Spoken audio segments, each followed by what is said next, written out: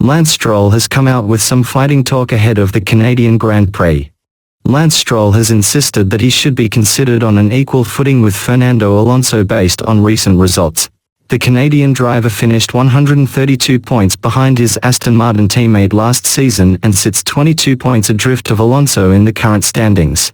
Alonso is widely thought of as the better driver, having won 2 Drivers' Championship titles and earned 32 race victories during his lengthy F1 career. Stroll, meanwhile, has never won a Grand Prix and has only been on the podium 3 times since making his debut in 2017.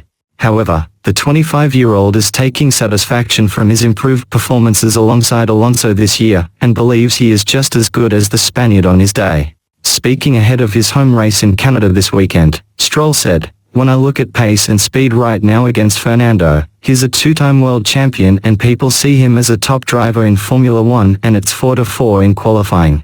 The points are a little bit deceiving because sometimes one guy can have an engine failure.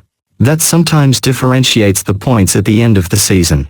I look at my last few weekends and I think they've been strong. When I look at pace right now, and speed, like I said, 4-4 in qualifying.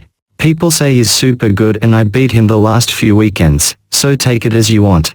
Stroll will certainly be hoping to back up his fighting talk by outperforming Alonso at this weekend's Canadian Grand Prix. Owing to his father's ownership of Aston Martin, he will be able to count on their continued support regardless of how he performs for the rest of the season. Aston Martin ambassador Pedro de la Rosa recently said he believes Stroll is on the verge of an explosion of talent despite it being nearly 4 years since he last stood on the podium.